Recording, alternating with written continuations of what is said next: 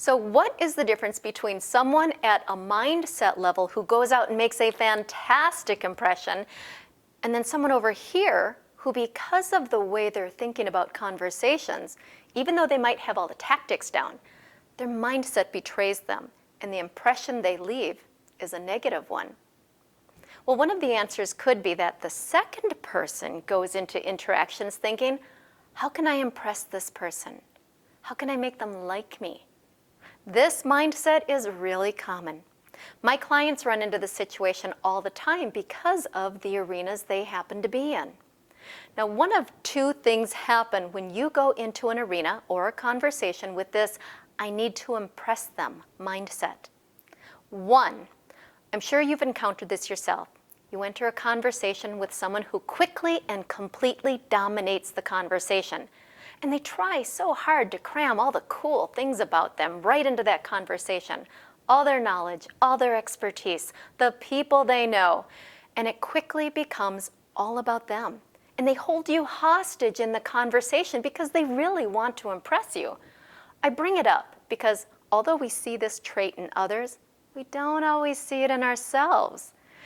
And that mindset of needing to impress others comes across quickly to others, and it can turn them off. Now, another negative consequence of this I need to impress mindset is that it can really derail their confidence when they meet someone who they perceive as having a higher status, as being way above theirs. So let's say that they're interacting with their boss's boss's boss, or a donor, or an investor. And when they get around to this person, they start thinking, well, I'm just a project manager and she's a CEO. The things that make me a good project manager aren't going to impress her. I'm just going to waste her time, so why even get into the conversation with her? And so the person will just lock up because they don't think that any of the things they have to share are impressive to this person. Well, this is just as bad because now you're not making any impression. And anytime you don't make an impression, you become unremarkable. Blah. Nothing noteworthy. So if it's not about having the mindset of impressing others, well, what kind of a mindset is it? Beyond being authentic and being your best self, because that's a given, it's stepping into a conversation with the mindset of creating or invoking an emotional response in the person that you're talking with and having them relate those good feelings to you.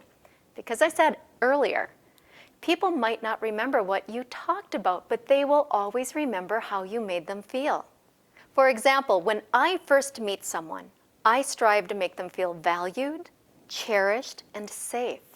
Now, beyond being persuasive, beyond making a pitch, beyond wanting to make a great first impression, my mindset going into a conversation is all about making them feel valued, cherished, and safe. That is pretty much my mindset for every conversation.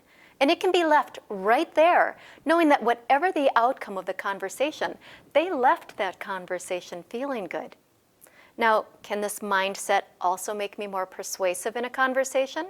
Can it increase the success of my pitch? Can it help me make that great impression? Of course it can, and it often does. But my main goal is to invoke feelings in them that they will remember.